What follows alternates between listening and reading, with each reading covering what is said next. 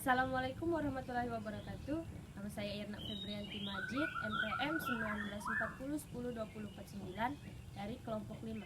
Assalamualaikum warahmatullahi wabarakatuh. Perkenalkan, nama saya Husnul Hatimah Pane, NPM 1940102048 dari kelompok 5. Perkenalkan, nama saya Rayuma, NPM saya 1940102046. Saya dari kelompok 5. Assalamualaikum warahmatullahi wabarakatuh. Perkenalkan, nama saya Andi Maulida Tolasana, NPM 1940102011. Saya dari kelompok 5. Di sini saya akan membahas tentang sistem pencernaan pada ikan. Pencernaan adalah suatu proses penyederhanaan makanan melalui mekanisme fisik dan kimiawi, sehingga menjadi bahan yang mudah diserap dan disebarkan ke seluruhan tubuh melalui sistem peredaran darah. Sistem pencernaan, organ yang berhubungan dengan pengambilan makanan serta pengeluaran sisa-sisa makanan yang tidak tercerna keluar dari tubuh. Alat pencernaan. Secara umum, alat pencernaan terdiri dari mulut, rongga mulut, perut, usus, rektum atau anus. Organ pelengkapnya ada pankreas, hati, pyloric, caica atau jumlah tidak sama. Embrio berupa tabung dari mulut atau lapisan ectoderm, DSBT, stomadeum, anus, proctodeum. Dewasa, mulut sebagai tempat masuknya makanan ke dalam pencernaan. Pertama, mulut. Bentuknya berbeda-beda sesuai kebiasaan mencari makanan dan lingkungannya. Pertama itu ada Clicostomata atau agnata. 2. Elos membranchia. 3. Teleostei. Berdasarkan letak mulutnya, terbagi di inferior di bawah kepala, terminal di ujung, dan superior di atas. Insang. Sebagai pelindung, daun insang juga untuk menghalangi makanan yang sudah dimakan agar tidak keluar. Pada ikan buas, jumlahnya jarang, keras dan runcing. Pemakan plankton banyak, kecil-kecil dan panjang untuk menyaring plankton agar masuk ke mulut. Kerongkongan di antara pharynx dan lambung. MRPK pembuluh yang pendek sekali, kadang sukar dilihat atau dibedakan. Biasanya juga MRPK pembuluh dari gelembung renang atau vesica natatoria. Lambung, tempat pengumpulan makanan sebelum dicerna. Tidak semua ikan mempunyai lambung, contohnya ikan mas. Bentuknya seperti usus yang membesar. Di sini juga terdapat pembuluh choledosus yang membawa cairan empedu dari hati. Pankreas pada ikan mas tidak terbentuk khusus dan tersebar. Pada vertebrate lain terdapat choledosus dan pankreas yang terletak sesudah lambung.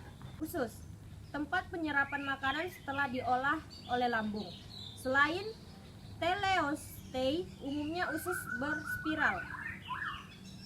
Ikan buas pemakan daging usus pendek.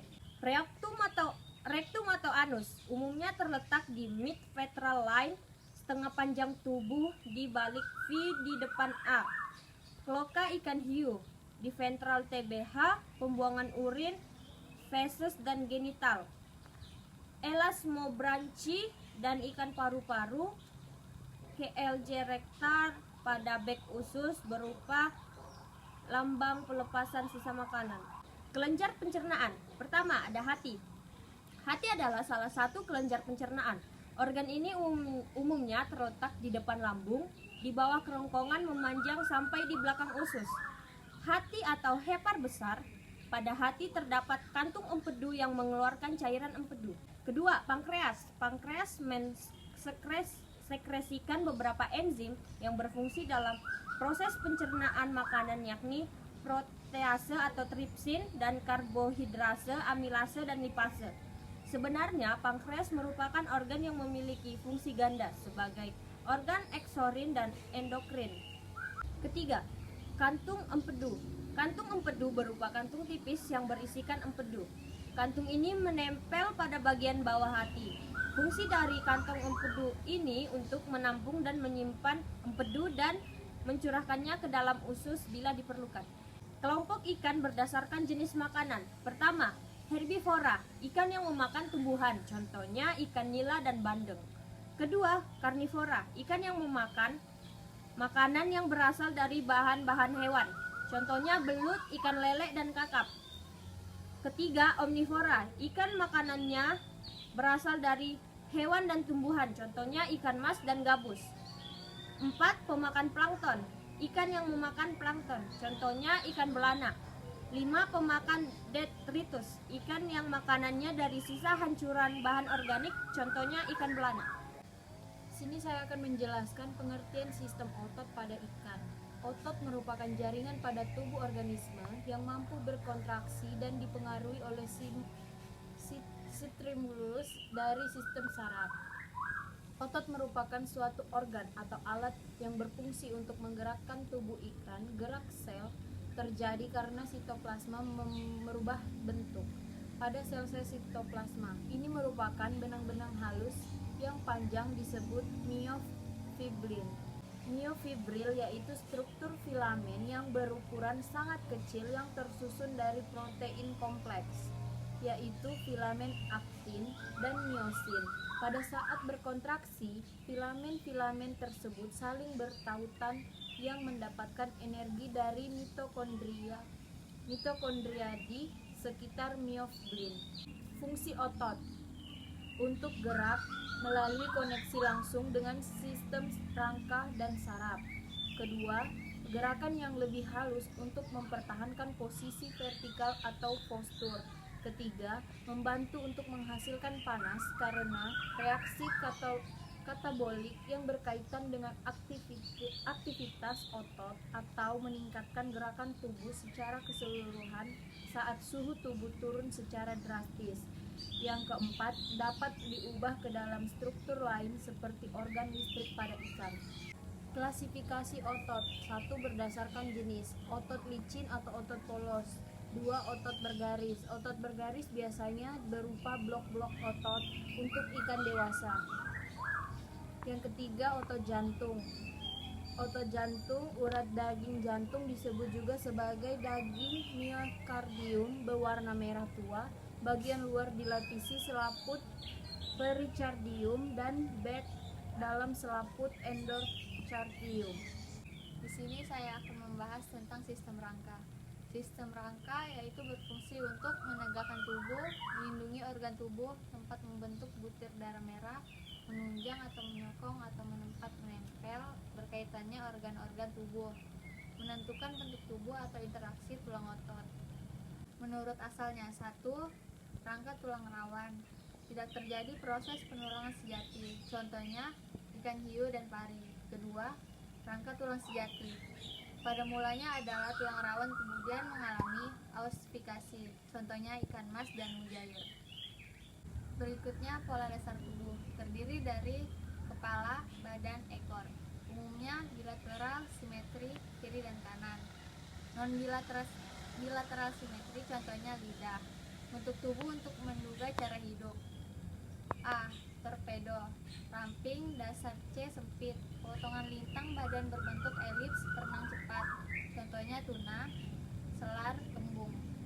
B.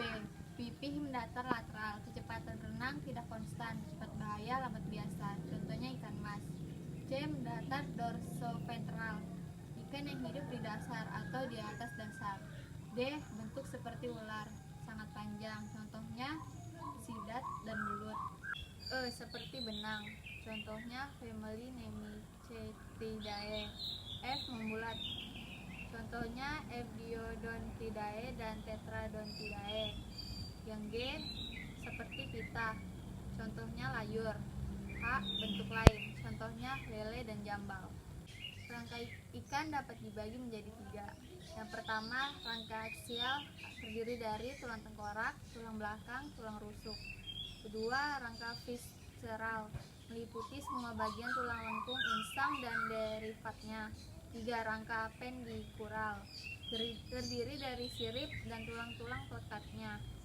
Rangka aksial, skul perkembangan embrionik skolikan atau tulang rawan dan sejati, terdiri dari 3. Yang pertama, chondrocranium, B. dermocranium, C. sponcoranium. Chondrocranium adalah pembungkus otak berasal dari tulang rawan. Pada ikan tulang rawan tetap, ikan tulang sejati terosifikasi menjadi Neurocranium. Dermocranium, tulang-tulang tambahan yang melengkapi tulang Chondrocranium. Sponge-coranium berasal dari tulang penyongkong, lengkung, insang, dan menjadi tulang-tulang tipis di tengkorak. Elasmobranchi, seluruh bagian otak elasmo dibungkus tulang rawan tanpa batas yang nyata. Syaraf dan pembuluh darah menjadi berhubungan dengan otak melalui lubang pada dinding tulang tengkorak. Jumlah lengkung tulang insang menjadi 7 pasang lengkung, 1 dan 2 menjadi tulang tengkorak, 5 pasang yang lainnya tetap. Teleoste, terdapat lubang yang menghubungi tulang tengkorak dengan ruas tulang belakang, disebut foramen magnum atau FM. Sebagai tempat syaraf dan mendula oblongata, terdapat 4 buah tulang occipital. Yang pertama, tunggal di bawah FM, tunggal di atas, sepasang kanan kiri. Tulang yang menjadi lantai tengkorak atap rongga mulut adalah bagian depan dari basioccipital, yaitu 1 basis sphenoid, 2 perosphenoid, 3 mesetmoid. Jika lantai dasar terdapat menutup semua, maka nomor 1 dan 2 ditutup tulang dermal yang disebut parasephemoid. Tulang optik tidak menjadi bagian tulang tengkorak. Terdapat tulang pleurosphenion dan orbitosphenion. Kapsul optik atau kapsul telinga disusun tulang protik, epiotik, epizotik, petrotik, sphenotik. Tulang dermal membentuk atap tengkorak. Tulang parietal pada atap tengkorak bagian belakang. Tulang frontal dan nasal di antara dua lubang hidung. Pada beberapa teleoste ada tulang kecil yang menyertai tulang ini. Post parietal, post frontal, prefrontal. Tulang squamosal. Tulang dermal terdapat di telinga pada bagian samping tengkorak. Tulang rahang atas. Premasila, ikan buas dilengkapi gigi. Fascilla, ikan buas dilengkapi gigi juga. Quadrantatu Gujal. Rangka visceral. TTD struktur yang menyongkok insang dan mengelilingi pharynx. TL lengkung insang, bagian jadi tulang tengkorak, penyongkok insang. Lengkung insang yang terakhir menjadi bagian dari pharynx. Masing-masing teruji insang branchial TTD berupa tulang, yaitu basis brachial, hipobrachial, ceratobrachial, epibranchial, pariglombrachial. Rangka apendikular, yaitu tulang yang menyongkok sirip dan pelekatnya.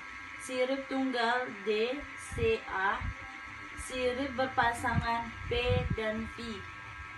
Elasmorhabid, sirip tunggal di kosong keping tulang rawan disebut basalia di bagian bawah, radialia di atas basalia dekat tulang jari-jari sirip.